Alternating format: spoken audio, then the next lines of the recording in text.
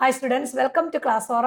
നമ്മൾ complex number എന്ന് പറഞ്ഞ 5ാമത്തെ ചാപ്റ്റർ ആണ് പഠിക്കാൻ പോകുന്നത്. ഇതിനകത്ത് നമ്മൾ പുതിയ എഡിഷൻ NCERT ടെസ്റ്റിനകത്ത് 4th ചാപ്റ്റർ ആണ്. നമ്മുടെ പഴയ ടെസ്റ്റ് ആണെങ്കിൽ ഇതിനകത്ത് 4th ചാപ്റ്റർ ഡിലീറ്റഡ് ആണ്, 5th ചാപ്റ്റർ വെച്ചാണ്. അപ്പോൾ അധികം കുട്ടികളുടെ കയ്യിലിരിക്കുന്ന 5ാമത്തെ പഴയ ടെസ്റ്റ് ആയതുകൊണ്ട് നമ്മളിത് ചാപ്റ്റർ 5 എന്നാണ് കൊടുത്തിരിക്കുന്നത്. ഇവിടെ നമുക്കറിയാം കോംപ്ലക്സ് നമ്പേഴ്സ് ആ വാക്കിൽ തന്നെ ഉണ്ട് അല്ലേ.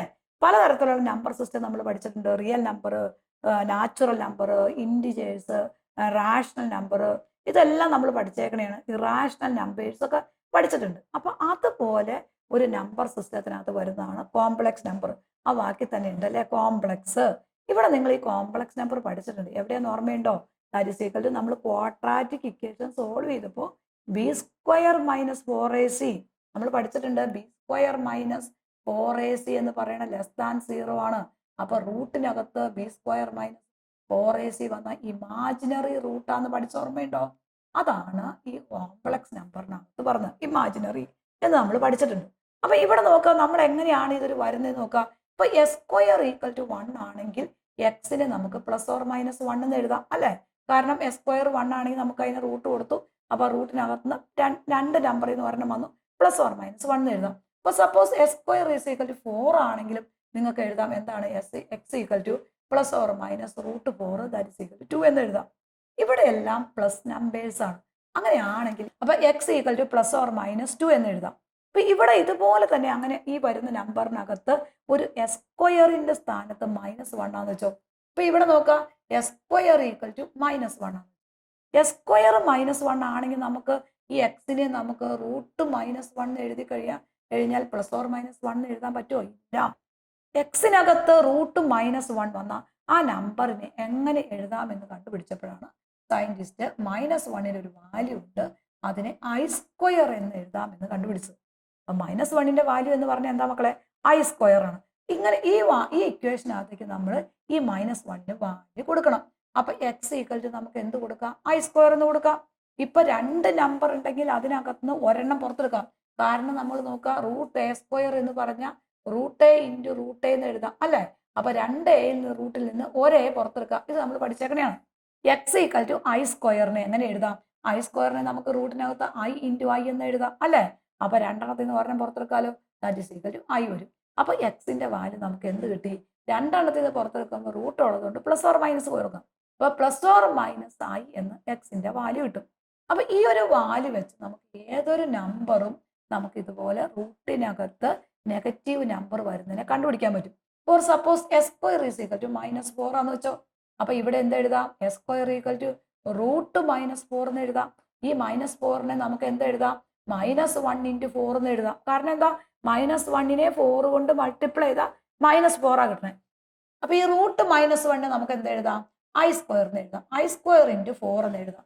i² എന്ന് പറയുമ്പോൾ +or-1 എഴുതാം. രണ്ടെണ്ണത്തിൽ നിന്ന് ഒരെണ്ണം പുറത്ത് വരും, i വരും. 4 എന്ന് പറയുമ്പോൾ 2 എഴുതാം. അപ്പൊ നമുക്ക് എക്സിന്റെ വാല്യൂ എന്ന് പറയുന്നത് എന്തായി? ദാറ്റ് ഈസ് ഈക്വൽ ടു, ഇവിടെ x², ഇത് x ആണ്, റൂട്ട് കൊടുക്കുമ്പോൾ x ആവും. അപ്പൊ എക്സിന് നമുക്ക് +or-i2 കിട്ടി. ഇതിന് നമുക്ക് +or-2i എന്ന് എഴുതാം. അപ്പൊ എക്സിന്റെ വാല്യൂ എന്തായി മക്കളെ? 2i. ഇത്രയും സ്റ്റെപ്പിന്റെ ഒന്നും ആവശ്യമില്ല, നമുക്ക് നേരിട്ട് എഴുതാവുന്നേ ഉള്ളൂ. ഇപ്പൊ s² = -6 ആണെന്ന് വെച്ചോ. അപ്പൊ x എന്ന് പറഞ്ഞ എന്താ? √-6 എന്ന് വരും. അപ്പൊ that is equal to +or-. ഈ -1 പകരം i കൊടുക്കാം. അവിടെ i² വാല്യൂ കൊടുക്കുന്നൊന്നും വേണ്ട, നേരെ എഴുതാം. i കൊടുത്തു. ഈ 6ന് നമുക്ക് പെർഫെക്റ്റ് റൂട്ട് ഉണ്ടെങ്കിൽ അതിനെ റൂട്ടിനകത്താക്കാം, അല്ലെങ്കിൽ +or-i√6 എന്ന് വരും. ഇപ്പൊ അടുത്ത ക്വസ്റ്റ്യൻ നോക്കാം. സെക്കൻഡ് ക്വസ്റ്റ്യൻ നോക്കാം. s² = -9 ആണെന്ന് വെച്ചോ. അപ്പൊ x എന്ത് വരും? √-9 എന്ന് വരും. √-9നെ +or-1 എന്താ എഴുതാം? i എന്ന് എഴുതാം. 9ന് പെർഫെക്റ്റ് റൂട്ട് ഉണ്ടല്ലോ, അതേതാ? 3. അപ്പൊ നമുക്ക് +or-i3 എന്ന് വരും. ദെൻ നെക്സ്റ്റ് എക്സാമ്പിൾ നോക്കാം. 3 എക്സാമ്പിൾ. s² = -16 ആണെന്ന് വെച്ചോ. അപ്പൊ x = √-16 വരും. √-16 എന്ന് പറഞ്ഞാൽ √-16 എന്ന് പറയുമ്പോൾ +or-1ന് പകരം i, 16ന്റെ റൂട്ട് എടുക്കുമ്പോൾ ദാറ്റ് ഈസ് ഈക്വൽ 4 വരും. അപ്പൊ ദാറ്റ് ഈസ് ഈക്വൽ +or-i4 വരും. Then fourth example. s² = -7 ആണെന്ന് വെച്ചോ. അപ്പൊ x എന്താ മക്കളെ? ദാറ്റ് ഈസ് ഈക്വൽ √-7 വരും.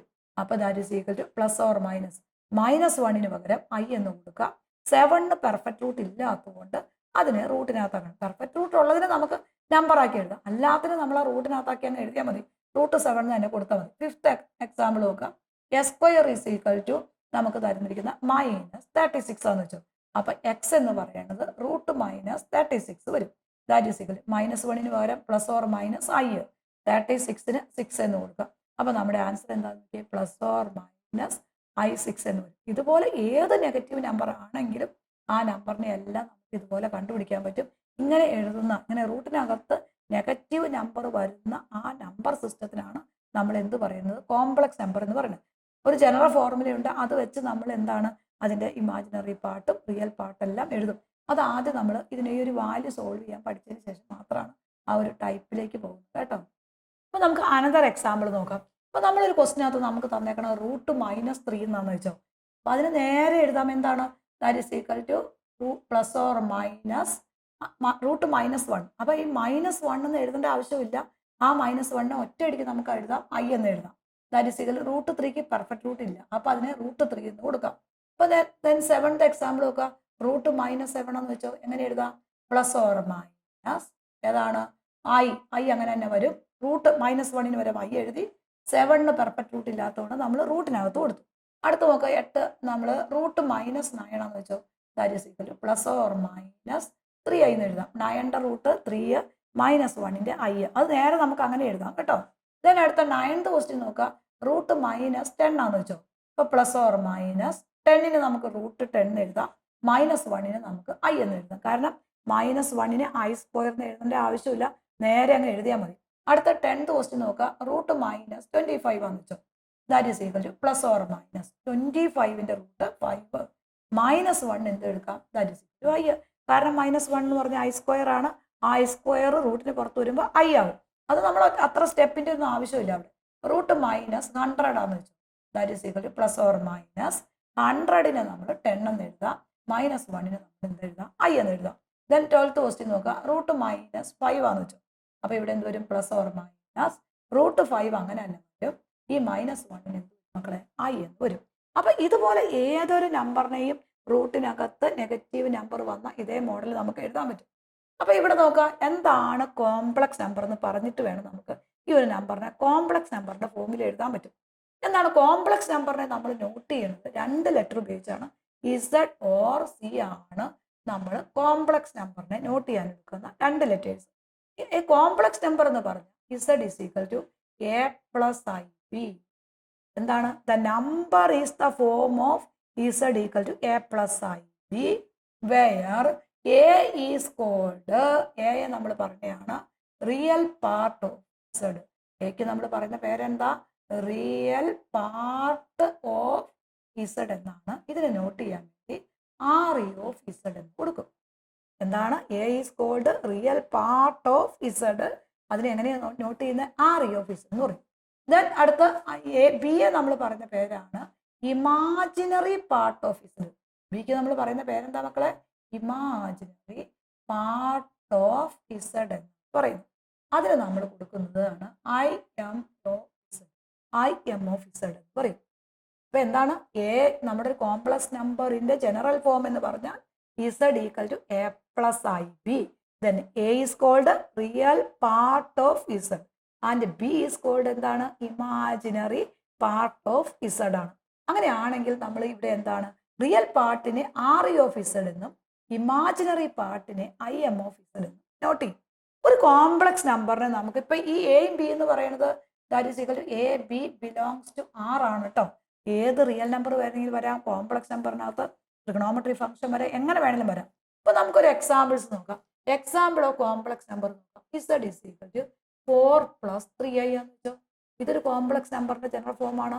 അതിനകത്ത് റിയൽ പാർട്ട് ഓഫ് Z എന്ന് പറഞ്ഞ ഏതാ, റിയൽ ഓഫ് Z എന്ന് പറയുന്നത് i ഇല്ലാത്ത ടേമാണ്. ദാറ്റ് ഈസ് 4 വരും. ഇമാജിനറി പാർട്ട് ഓഫ് Z എന്ന് പറഞ്ഞാൽ that is equal to i ഉള്ള ടേം ഒരിക്കലും അതിനകത്ത് i പറയരുത്. i ഒഴിച്ചുള്ള നമ്പർ മാത്രമേ നമ്മൾ പറയാമുള്ളൂ. ദെൻ അനദർ എക്സാമ്പിൾ നോക്കാം. Second example Z is equal to -2 plus 3i എന്ന് വെച്ചോ. അവിടെ റിയൽ പാർട്ട് ഏതാ മക്കളെ, that is equal to real of Z എന്ന് പറഞ്ഞാൽ -2 വരും. ഇമാജിനറി പാർട്ട് ഓഫ് Z എന്ന് പറഞ്ഞാൽ ദാറ്റ് ഈസ് 3 വരും. അതായത് i ഇല്ലാത്ത ടൈമിനെ റിയൽ പാർട്ട് എന്നും i ഉള്ള ടൈമിനെ നമ്മൾ ഇമാജിനറി പാർട്ട് എന്ന് പറയും. ഇമാജിനറി പാർട്ട് എഴുതുമ്പോൾ ഒരിക്കലും നമ്മൾ ആ ക്വസ്റ്റിനകത്തേക്ക് എഴുതുമ്പോൾ ഐ എഴുതരുത്. ഐ ഇല്ലാതെ എഴുതാൻ പോകും. അത് ഓർത്ത് വെച്ചോളൂ കേട്ടോ. ദെൻ അടുത്ത Z is equal to minus i എന്ന് വെച്ചോ. അവിടെ റിയൽ പാർട്ട് ഇല്ല. അപ്പൊ നമ്മൾ എന്ത് കൊടുക്കണം? റിയൽ ഓഫ് ഇസഡ് എന്ന് പറഞ്ഞ് വേണമെങ്കിൽ അതിനിങ്ങനെ എഴുതാം, 0 മൈനസ് ഐ എന്ന് എഴുതണം. അപ്പൊ റിയൽ ഓഫ് ഇസഡ് 0 വരും. ഐ എം ഓഫ് ഇസഡ് എന്ന് പറഞ്ഞ് imaginary part of Z minus എന്ന് വരും. അപ്പൊ നമുക്കൊരു കോംപ്ലക്സ് നമ്പർ ഇസഡ് തരുമ്പോൾ, ഇസഡ് ആണ് സാധാരണ നമ്മൾ ഉപയോഗിക്കുന്നത്. ഇസഡ് തരുമ്പോൾ 4 മാത്രമേ ഉള്ളൂ എന്ന് വെച്ചോ. അത് ഇസഡ് ഈക്വൽ ടു 4 എന്ന് എഴുതി അതൊരു കോംപ്ലക്സ് നമ്പറാണ്. അപ്പൊ അവിടെ ഇമാജിനറി പാർട്ട് ഇല്ലെങ്കിലും നമുക്ക് അതിന് 0 ആയി എന്ന് കൊടുക്കാം.